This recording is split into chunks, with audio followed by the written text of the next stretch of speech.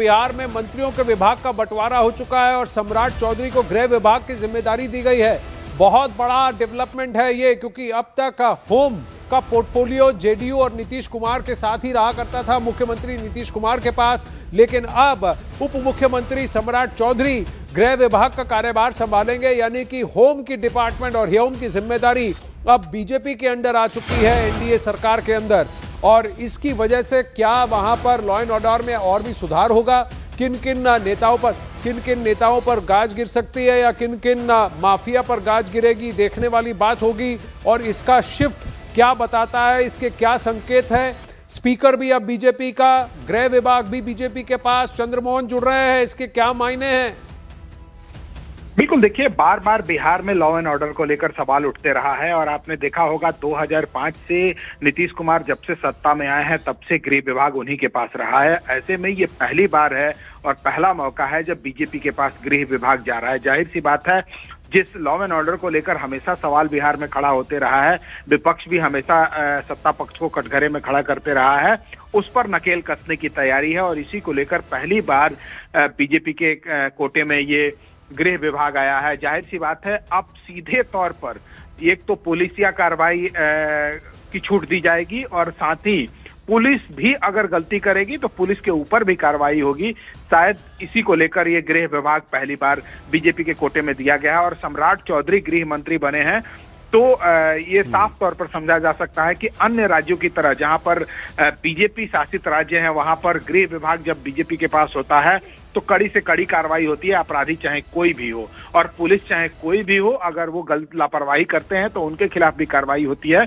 तो अब बिहार में ये देखने को मिलेगा कि गृह विभाग जब बीजेपी के हाथ में आया है तो आगे क्या कार्रवाई होती है, क्या उन अपराधियों पर नकेल कसी जाती है जिसको लेकर हमेशा सवाल बिहार में खड़ा होते रहा है, लॉ एंड ऑर्डर को लेकर सवाल खड़ा होते रहा है। तो जरा इस लिस्ट को समझ लिया जाए कि 18 मंत्रियों को पोर्टफोलियो दिया गया है। सम्राट चौधरी गृह विभाग, विजय कुमार सिन्हा जो कि दूसरे उप मुख्यमंत्री हैं उनको भूमि एवं राजस्व विभाग, खान एवं भूतत्व विभाग दिया गया है।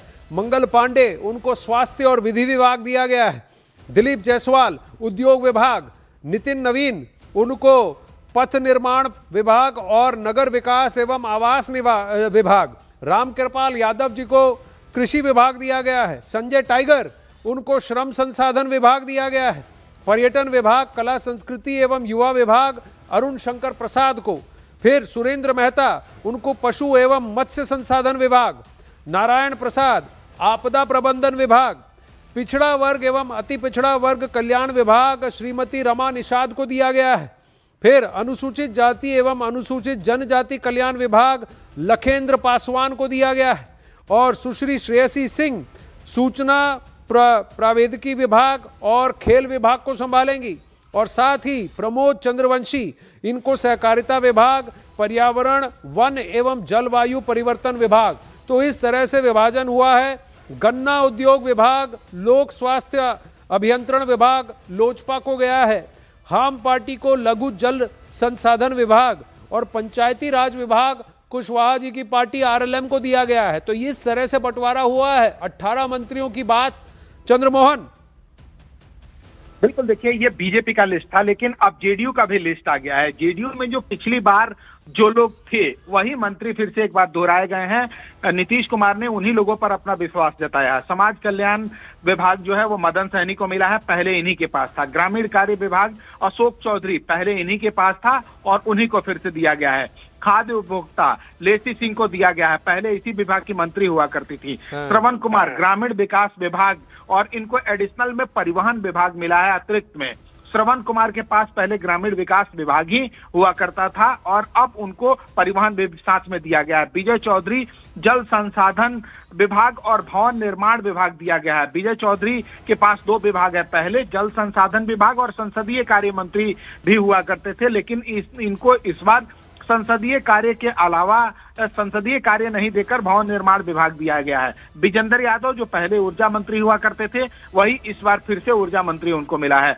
जमा खान जो अल्पसंख्यक मंत्री हुआ करते थे पिछले सरकार में, नीतीश कुमार की सरकार में, वही एक बार फिर से उनके ऊपर नीतीश कुमार ने विश्वास जताया है। सुनील कुमार जो शिक्षा विभाग के पहले मंत्री थे, फिर से उन्हीं को ही शिक्षा मंत्री बनाया गया है। तो अब ये जो जिसका इंतजार था वो आ चुका है। सबसे अहम बात यह है कि एलजेपीआर जो चिराग पासवान की पार्टी है, इनके खाते में 2 मंत्रालय मिला है, गन्ना उद्योग विभाग और लोक स्वास्थ्य अभियंत्रण। अब इनको तय करना है कि वो किनको देंगे, क्या संजय कुमार को देंगे या संजय कुमार सिंह को देंगे, क्योंकि जो दोनों एलजेपीआर से मंत्री पद का शपथ लिए हैं वो संजय ही नाम है, तो ये इनके खाते में गया है। उसके बाद हो गया हिंदुस्तानी आवामी मोर्चा, लघु जल संसाधन विभाग। पहले भी इनके पास ये लघु जल संसाधन था और एक बार फिर से इनको वही दिया गया है। नए जो साथी हैं आरएलएम, उपेंद्र कुशवाहा की पार्टी, इनके बेटा शपथ लिए हैं दीपक प्रकाश और उनको पंचायती राज विभाग दिया गया है। तो इस तरह से आप विभागों का बंटवारा हो गया है। अगर आप देखें बीजेपी लोजपा हाम और आरएलएम को मिलाकर 18 की सूची है। जदयू में कितने मंत्री हैं? देखिए, जदयू में साफ तौर पर समझा जा सकता है समाज कल्याण, ग्रामीण कार्य विभाग, खाद्य उपभोक्ता संरक्षण, उसके अलावा ग्रामीण विकास विभाग और परिवहन श्रवण कुमार के पास है, विजय चौधरी हैं, विजेंद्र यादव हैं, जमा खान हैं और सुनील कुमार हैं। तो इन लोगों को मंत्री बनाया गया है और 2 ऐसे मंत्री हैं जिनको नया विभाग दिया गया है। श्रवण कुमार हैं जो ग्रामीण विकास विभाग के पहले भी मंत्री हुआ करते थे और उनको परिवहन में एडिशनल दिया गया। 10 या 12 दिए गए? देखिए, 12 विभाग दिए गए हैं, लेकिन मंत्री जो हैं वो अभी कम बनाए गए हैं। हो सकता है कि बाद में विस्तार हो। 8 ही मंत्री। तो अगर 12 विभाग दिए गए हैं तो 18 मंत्रियों की सूची बीजेपी और एनडीए के बाकी घटक दल हो गए और 12 मंत्रियों की सूची या 12 मंत्री पद जो दिए गए हैं वो जेडीयू को दिए गए। तो कुल मिला के 30 विभाग हो गए।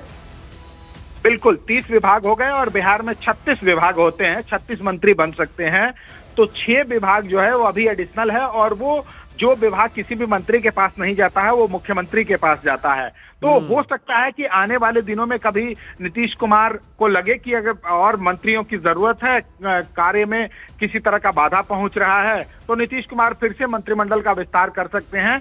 लेकिन अभी फिलहाल एक चीज जरूर देखने को मिला है कि जेडीयू में इस बार मंत्रिमंडल छोटा रखा गया है। हालांकि जो ओवरऑल अगर देखेंगे, जब सब मंत्रियों को पूरा एनडीए का देखेंगे तो मंत्रिमंडल ठीक दिखेगा, ठीक है, लेकिन जेडीयू का नंबर कम है। एक बात बताइए, लेकिन वित्त मंत्रालय किसके पास है? जेडीयू के पास ही है फाइनेंस, क्योंकि भूमि और राजस्व तो बीजेपी के पास है, गृह विभाग बीजेपी के पास है, स्वास्थ्य बीजेपी के पास है, विधि भी बीजेपी के पास है, उद्योग भी बीजेपी के पास है। तो जेडीयू के पास कौन कौन से बड़े मंत्रालय हैं?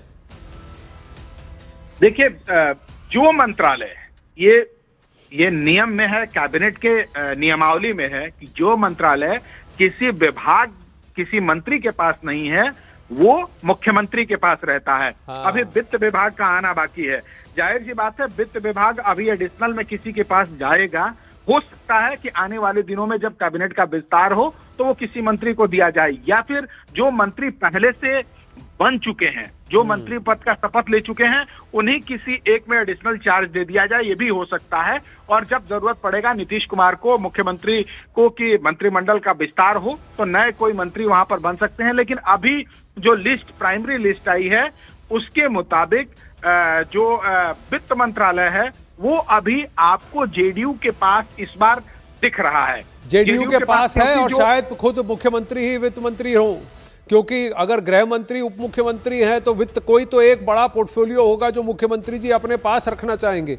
दूसरी बात, जेडीयू के पास कौन कौन से बड़े विभाग हैं, क्योंकि अगर बीजेपी की लिस्ट देखा जाए तो गृह उनके पास है, भूमि राजस्व उनके पास है, स्वास्थ्य उनके पास है, उद्योग उनके पास है, कृषि भी उनके पास है, श्रम संसाधन भी उनके पास है, पर्यटन भी उनके पास है।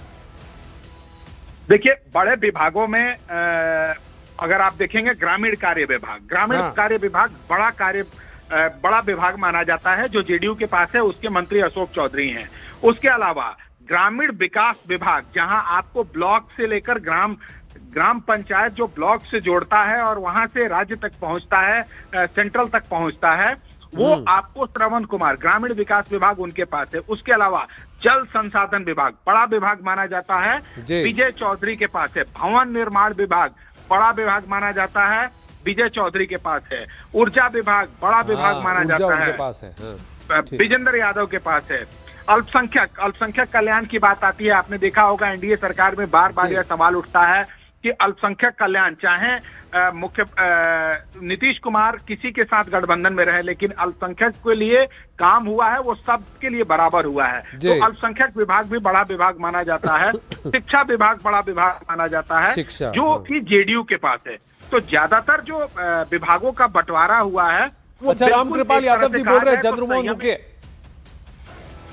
यही उनका आशीर्वाद लेके जो जिम्मेवारी मिली है उसके अनुरूप मैं काम करूंगा और बिहार की भलाई करूंगा, बिहार वासियों का। कब तक मिलेगा सर? वो तो मिल जाएगा, थोड़ी देर में पता चल जाएगा।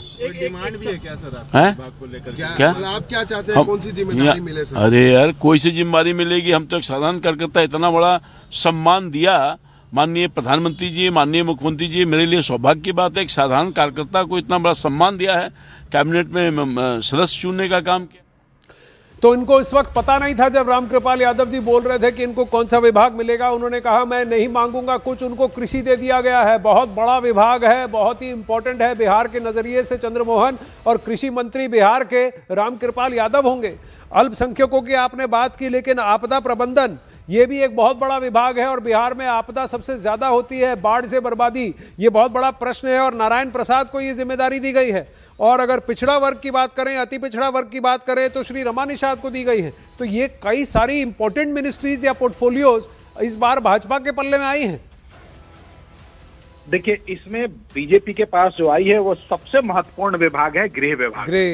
गृह विभाग वो है जिसको लेकर लॉ एंड ऑर्डर को लेकर आपने देखा होगा पिछले कई सालों से लगातार ये सवाल खड़े हो रहे थे, और तेजस्वी यादव भी बार बार ये कह रहे थे कि नीतीश कुमार के पास गृह विभाग है, बावजूद इसके बिहार में अपराध बढ़ रहा है। और ऐसे में ये पहली बार 2005 से जब एनडीए सत्ता में आई थी, जब बीजेपी और जेडीयू का गठबंधन है, उस समय से पहली बार ये देखने को मिल रहा है कि नीतीश कुमार अपने हाथ से गृह विभाग बीजेपी को दे दिए हैं और गृह मंत्री जो हैं वो सम्राट चौधरी होंगे। लॉ एंड ऑर्डर सबसे बड़ी समस्या कुछ दिनों से, कुछ महीनों से ये खड़ा हो रहा था कि बिहार में अपराध बढ़ रहा है, पुलिस कार्यशैली पर सवाल खड़े हो रहे थे। तो अब कहीं ना कहीं गुंडागर्दी और गुंडों पर नकेल कसने के लिए मुझे ऐसा लगता है कि सम्राट चौधरी को गृह मंत्री दिया गया है। और अब सीधे तौर पर ये अधिकारियों से लेकर और नीचे जो क्रिमिनल पुलिस को कंट्रोल बीजेपी करेगी, पुलिस को कंट्रोल बीजेपी करेगी और इंटरनल लॉ एंड ऑर्डर और सिक्योरिटी की जिम्मेदारी अब बीजेपी के कंधे पर आएगी, क्योंकि उप मुख्यमंत्री सम्राट चौधरी